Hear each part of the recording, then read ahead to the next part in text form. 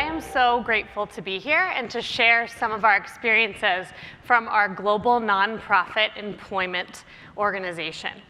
And they're very hard-earned stories, and I hope that they will help some of you in your transformations or along your journey.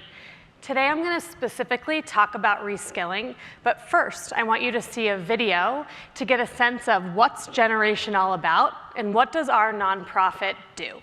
So let's watch.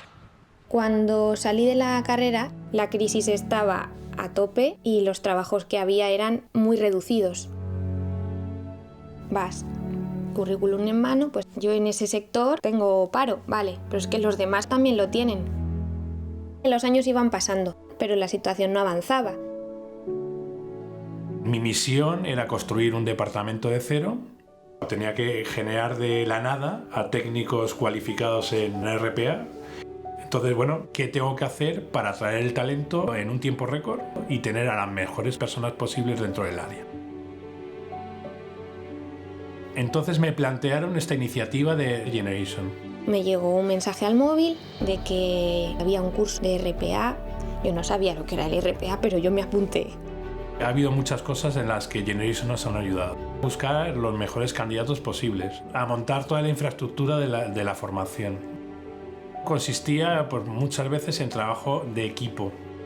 Y esto es lo que verdaderamente me permitió pasar del 0 a 200 km por hora en nada. Me acuerdo cuando me llamaron y me dieron la noticia que cambió mi vida. Grité. Casi todo el departamento fue obtenido a través del programa Generation. Si yo hubiese podido soñar con algo, esto lo hubiera superado. En 2 meses hemos montado el que yo digo que es el mejor equipo de trabajo RPA del mundo. So, what is Generation? So our mission is twofold. We want to provide a career-launching job for learners, and we also want to get employers the motivated, skilled talent that they need to be successful. And so why did we start Generation? Here, I'll tell you a little bit about our journey. So in 2013, McKinsey & Company did a study called Education to Employment, really looking at the skills gap. Why were there so many young people who were unemployed or underemployed, and why at the same time were there so many employers who couldn't find talent? So there were exactly 75 million young people at the time that were unemployed, 3 times as many underemployed. And there were 40% of employers saying, we can't find talent. And so through research of what's working in the education to employment space came Generation, which is a completely separate nonprofit, but founded by McKinsey and founded by their years of research. We started in 5 countries, Kenya, Mexico, Spain, US, and India.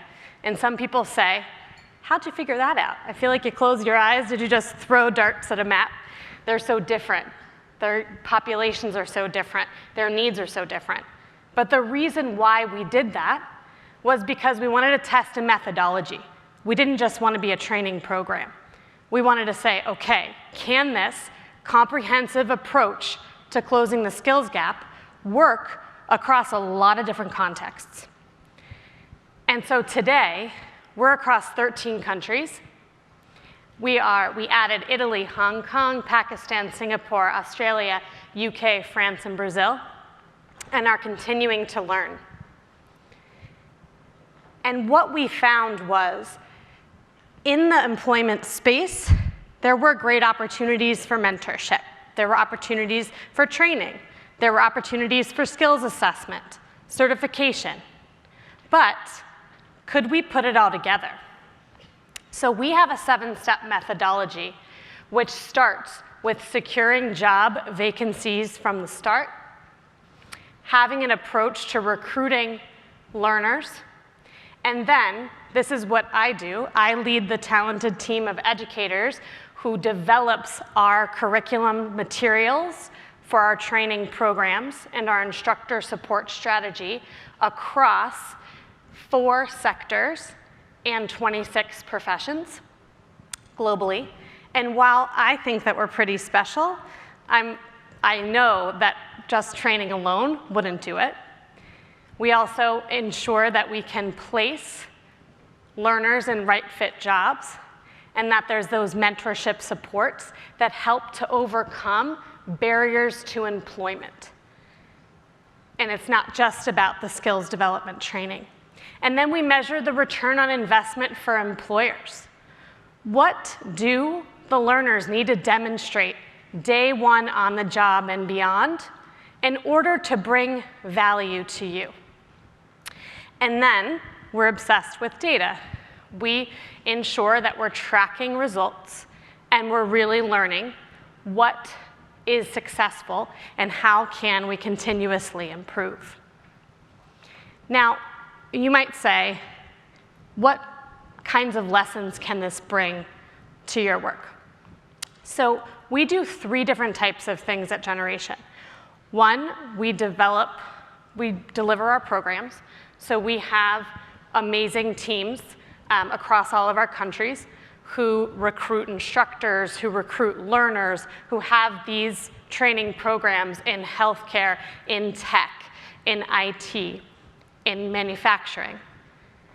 And we find coalitions of employers, and we train them and we place them. We also have a partner-enabled model, meaning that some community-based organizations or industry aggregators will come and say, let us lead one of these 7 components. So they help us to deliver the program. Maybe they're a training service provider supporting us with instructors. Then we have the employer-embedded model that we'll talk about today, which is when learning leaders and others in an organization say, hey, why don't you come and help us to embed this 7-step methodology in our organization? Either because you all want more new talent for jobs, or to reskill current talent. Now let's talk about one particular program. So you met an employer from Prosegur in Spain, and that was for a robotics process automation role within our technology sector.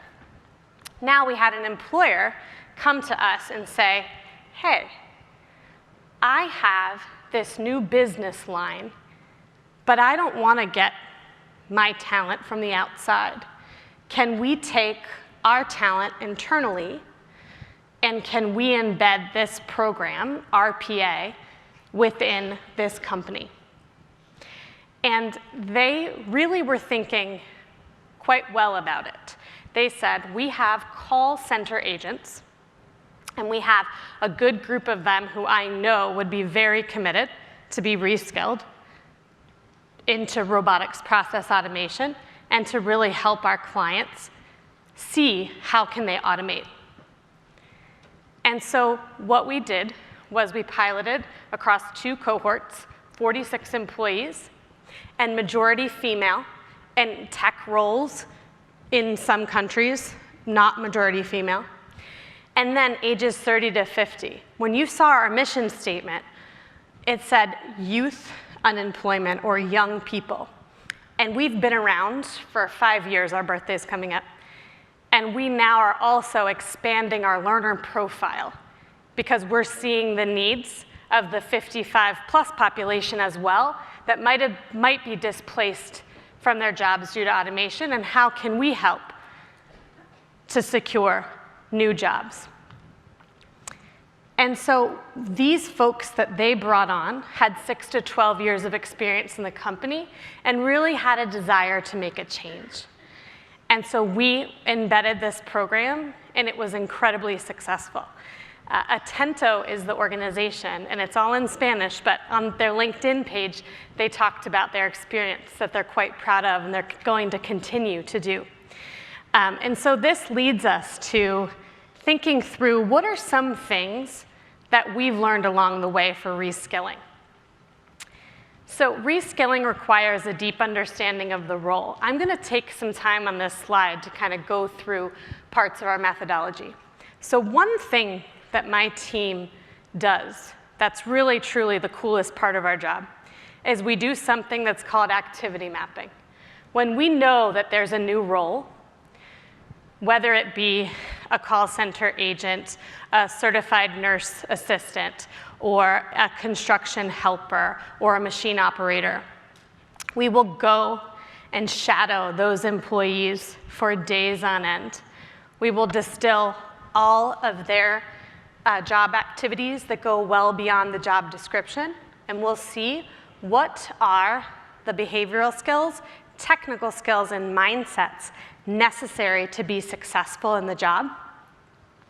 And then we will create a comprehensive training program that gets at the behavioral skills and mindsets, and also a lot of practice. We believe in repeated and varied practice leads to muscle memory, which leads to transfer on the job. And so our boot camps, that we call them, short intensive training programs, they'll be 4 to 12 weeks in length, depending on the technicality of the role. We will have these very experiential, interactive experiences that are very specific to what is really hard about this job. Our whole point of shadowing and interviewing is to understand what are the breakdown moments. Why do our target profile, whether it be young people, whatever it is, why do they fail in this role? Why do they quit? Why do they get fired? And we figure that out through interviewing, through focus groups of high performers, low performers, interviewing managers. And once we deeply understand the role, we can develop a tailored training program that's for that role. Not just for some of the skills that they might use, but really focusing on the breakdown moments of that role. And I know sometimes there's what's called a skills mapping, which is really trying to analyze job descriptions. But this is really looking at the activities on the job, which we find quite successful. Then it also requires a deep understanding of the workforce. What are those barriers to employment or this particular role? And what do we need to do about it? Community support in organizations, mentorship. What is it that might be problematic, and how can we help those that will be entering into this role? And another one is challenging the preconceived ideal profile of the role. And this is a tricky one. A lot of times, especially as I mentioned before in tech roles, there's a notion that in some countries that it's non-minority males mainly in certain tech roles. So how are we changing the way that talent is viewed? And it's hard. And little by little, how are we getting to seeing that there should be more of a diverse workforce within a particular role? And this gets to the comprehensive solution. So not just one training program, not just mentorship, but really taking a look at how can we put all of those pieces together to create a comprehensive solution that's role-specific and focused on the learner. So I would love to talk more about this because this is a really favorite topic of mine, but I will leave us here. And please connect Kelly@generation.org, and I'm happy to talk with any of you and share more stories. So thanks so much.